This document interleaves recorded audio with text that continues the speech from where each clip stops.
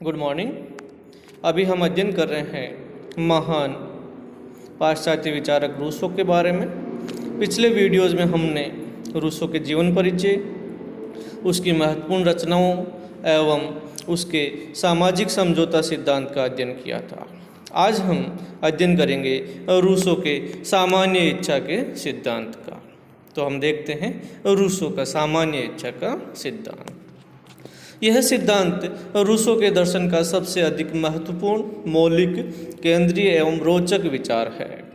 यह रूसो के संपूर्ण राजनीतिक दर्शन की आधारशिला है। इसी धारणा के आधार पर रूसो ने स्वतंत्रता, अधिकार, कानून, संप्रभुता, राज्य की उत्पत्ति, संगठन आदि विषयों पर अपने विचार प्रकट किए हैं। रूसो के राजनीतिक विचारों को समझने के लिए उसकी सामान्य इच्छा की धारणा समझना आवश्यक है। रूसो ने इस सिद्धांत द्वारा व्यक्तिगत स्वतंत्रता तथा सामाजिक सत्ता में समन्वय का प्रयास किया है। रूसो के सामान्य इच्छा के सिद्धांत को समझने के लिए पहले हमें यथार्थ इच्छा और वास्तविक इच्छा में जो भेद है उसको समझना आवश्यक है। तो सबसे पहले हम देखते हैं यथार्थ इच्छा। यह व्यक्ति की क्षणिक आवेग से उत्पन्न इच्छा है। यह सदैव निम्न व परिवर्तनशील कोटि की होती है। यह प्रत्येक क्षण व्यक्ति का स्वार्थ देखने के लिए उठती है। इससे सारे समाज को स्थायी आनंद प्राप्त नहीं होता। यह इच्छा स्वार्थ प्रेरित, संकीर्ण और अस्थिर है। वास्तविक इच्छा यह निश्चित और स्थिर होती है। इसमें स्वार्थ सार्वजनिक हित के अधीन रहता है। यह शाश्वत, विवेकपूर्ण एवं सामाजिक कल्याण के हित में होती है। इस इच्छा से व्यक्ति अपने हित को सार्वजनिक हित के रूप में देखता है। सामान्य इच्छा का अर्थ। सामान्य इच्छा राज्य के सभी नागरिकों की वास्तविक या आदर्श इच्छाओं का योग है। इस इच्छा द्वारा वे अपने व्यक्तिगत हितों की कामना न करके सार्वजनिक कल्याण की कामना करते हैं। यह सभी के कल्याण के लिए सभी की आवाज़ है। रूसो के अनुसार नागरिकों की वह इच्छा जिसका उद्देश्य सामान्य हित हो, सामान्य इच्छा कहलाती है। ग्रीन के शब्दों में यह सामान्य हित की सामान्य चेतना है। सामान्य इच्छा का सबसे महत्वपूर्ण तत्व सामान्य हित पर आधारित अर्थात आदर्श या वास्तविक इच्छा है। सामान्य इच्छा का निर्माण। सामान्य इच्छा का निर्माण कैसे होता है? पहले हम पढ़ चुके हैं कि व्यक्ति में दो प्रकार की इच्छाएं होती है, एक यथार्थ इच्छा, दूसरी वास्तविक इच्छा। यथार्थ इच्छाएं भावना प्रधान होती है, जबकि वास्तविक इच्छाएं भावना प्रधान नहीं होती है। इनमें स्वार्थ की भावना का समावेश नहीं होता है। यदि मनुष्य के स्वभाव में से यथार्थ या स्वार्थी इच्छाओं को निकाल दिया जाए तो वास्तविक इच्छा ही शेष बचेगी। सामान्य इच्छा और बहुमत की इच्छा। रूसो के अनुसार सामान्य इच्छा की अभिव्यक्ति के लिए मतदाताओं की संख्या नहीं बल्कि सार्वजनिक हित का विचार ही प्रधान होता है। रूसो के अनुसार जो तत्व इच्छा को सामान्य बनाता है वह इसे रखने वाले व्यक्तियों की संख्या नहीं अपितु वह सार्वजनिक हित है जो उन्हें एकता के सूत्र में बांधता है। सामान्य इच्छा की विशेषताएं। पहली विशेषता है कि सामान्य इच्छा संप्रभुता संपन्न होती है। इस पर किसी भी प्रकार के दैवी और प्राकृतिक नियमों का प्रतिबंध नहीं होता। दूसरी विशेषता, सामान्य इच्छा अविभाज्य होती है। सामान्य इच्छा को संप्रभु से अलग नहीं किया जा सकता। तीसरी विशेषता, सामान्य इच्छा प्रतिनिधियों द्वारा अभिव्यक्त नहीं की जा सकती। चौथी है, सामान्य इच्छा एकता स्थापित करती है। पांचवी है, सामान्य इच्छा अदेय है, इसे हस्तांतरित नहीं किया जा सकता। छठी विशेषता है, सामान्य इच्छा का कभी अंत नहीं होता, यह स्थायी है। अगली विशेषता, सामान्य इच्छा स्वतंत्रता और समानता की पोषक है। नौवीं विशेषता, सामान्य इच्छा अचूक होती है, यह कोई गलती नहीं करती।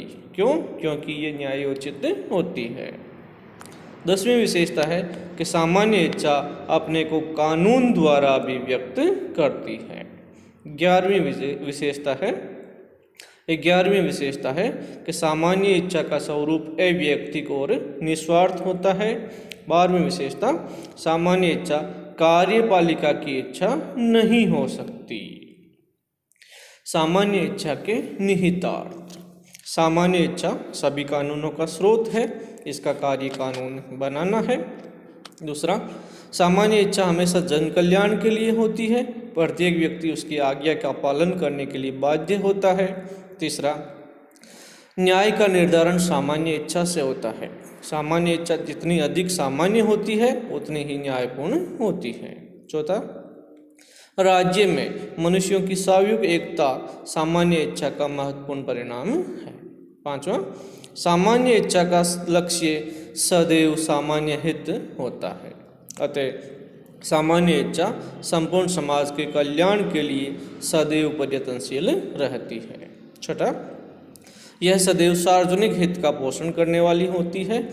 और सातवीं, सामान्य इच्छा सदैव न्यायपूर्ण होती है। सामान्य इच्छा सिद्धांत का महत्व। सामान्य इच्छा सिद्धांत का महत्व। पहला महत्व है, आदर्शवादी विचारधारा पर इस सिद्धांत का बहुत प्रभाव पड़ा। कांट ने रूसो की तरह सामान्य इच्छा को कानून का स्रोत माना है। कांट की शुभ इच्छा विवेक का आदेश का सिद्धांत रूसो से प्रेरित है। हिगल का जो विश्वात्मा का विचार है वो भी रूसो की सामान्य इच्छा के समान है। ग्रीन भी राज्य का आधार इच्छा को मानता है। दूसरा महत्व है राष्ट्रवाद का प्रेरक। रूसो की सामान्य इच्छा में राष्ट्रवाद के प्रेरक तत्व एकता, समानता, समर्पण, आत्मीयता तथा आदि का समावेश है। तीसरा महत्व है, राज्य का आधार जन समूह की इच्छा है, शक्ति नहीं। यह राज्य के आंगिक सिद्धांत का बोध कराता है, साथ ही सार्वजनिक हित को व्यक्तिगत हितों से ऊपर देखता है। चौथा महत्व है, राज्य का उद्देश्य जन कल्याण है। रूसो के इस सिद्धांत के अनुसार आधुनिक कल्याणकारी राज्य का जन्म होता है। सामान्य इच्छा सिद्धांत की आलोचनाएं।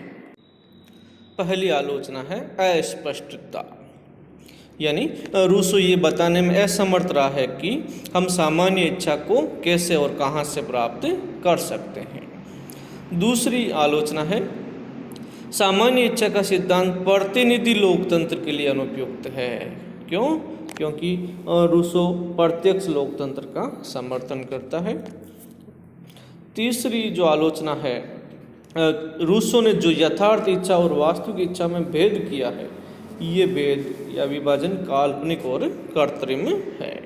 चौथी आलोचना, रूसो का सामान्य इच्छा का सिद्धांत सार्वजनिक हित के लिए है, लेकिन सार्वजनिक हित की परिभाषा देना बहुत कठिन काम है।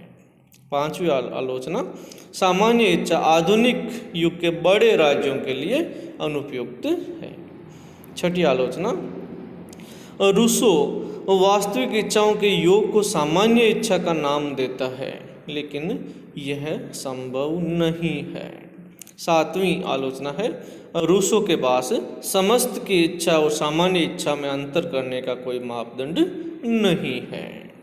आठवीं आलोचना कि सामान्य इच्छा जहाँ तक सामान्य होती है यह इच्छा नहीं होती, और जहाँ तक ये इच्छा होती है यह सामान्य नहीं होती, अर्थात इच्छा व्यक्तिगत ही हो सकती है, सामान्य नहीं। नौवीं आलोचना है, रूसो के सिद्धांत में व्यक्ति अपने समस्त अधिकारों तथा शक्तियों को सामान्य इच्छा के सामने समर्पित कर देता है, जो कि सर्वोच्च शक्ति के रूप में शासन करती है। 10वीं आलोचना, रूसो की धारणा काल्पनिक है। 11वीं आलोचना, यह अव्यावहारिक भी है। 12वीं आलोचना, रूसो के सामान्य इच्छा सिद्धांत में तार्किक असंगति है। 13वीं आलोचना है कि यह जो सिद्धांत है अनैतिहासिक और काल्पनिक है। निष्कर्ष के तौर पर यह कहा जा सकता है कि रूसो का सामान्य इच्छा का सिद्धांत अनेक त्रुटियों से ग्रस्त होने के बावजूद भी आधुनिक राजनीतिक विचारकों के लिए अमूल्य सामग्री पेश करता है। उसके इस सिद्धांत का आदर्शवादियों पर बहुत अधिक प्रभाव पड़ा। उसने मार्क्स व हिगल जैसे विचारकों को भी प्रभावित किया है। लोकतंत्रीय व्यवस्था का समर्थक होने के साथ साथ यह सिद्धांत फ्रांस में राज्य क्रांति का सूत्रधार भी है। और रूसो ने स्पष्ट किया है कि नैतिकता, न्याय और सद्गुण के अभाव में लोकतांत्रिक संस्थाएं महत्वहीन हैं। और रूसो विश्व क्रांतियों के प्रेरणा स्रोत रहे हैं। उसकी राजनीतिक चिंतन के इतिहास में यह अमूल्य देन है। तो आज हमने रूसो के सामान्य इच्छा के सिद्धांत का अध्ययन किया। उम्मीद है ये वीडियो आपको अच्छा लगा होगा। Thank you very much.